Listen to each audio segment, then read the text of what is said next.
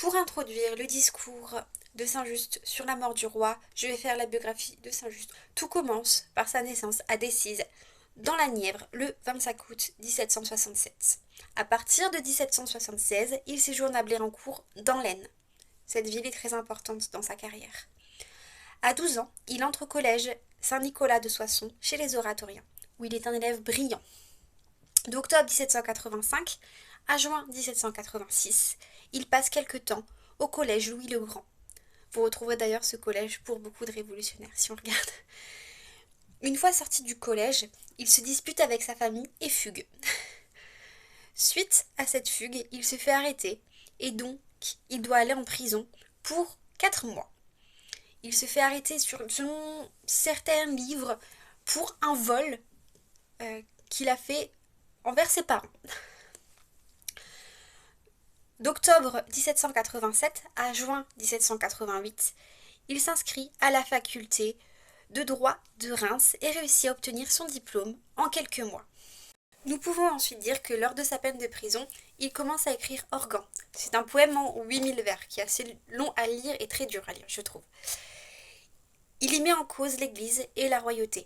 Et on peut y reconnaître Louis XVI dans l'un des personnages, qui est donc Charlot, et Marie-Antoinette dans un autre personnage, qui est Cunégonde.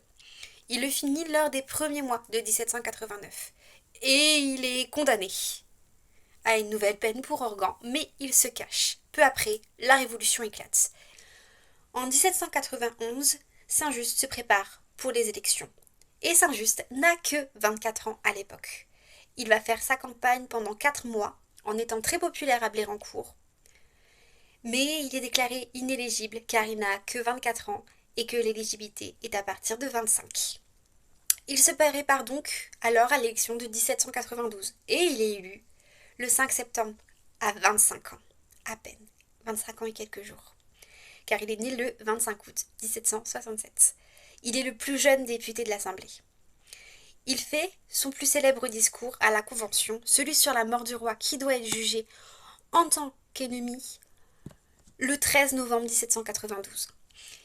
Il est suivi de plusieurs autres discours en décembre, mais aussi le 19 janvier, lors du dernier jour du procès. Il entre au comité de salut public en juin 1793. Il fait plusieurs missions pour remettre de l'ordre dans les différentes armées françaises, donc l'armée du Rhin par exemple, et l'armée du Nord. Lors de la nuit du 9 au 10 Thermidor, c'est-à-dire les 27 et 28 juillet 1794, Saint-Just ainsi que les autres montagnards se font arrêter après avoir résisté. Il est exécuté le 10 dans l'après-midi. Je vous ferai une vidéo beaucoup plus détaillée sur les journées du 8, 9 et 10 Thermidor, parce que ça mérite d'après moi une vraie vidéo et pas simplement une petite aparté dans une bio. Voilà pour cette vidéo.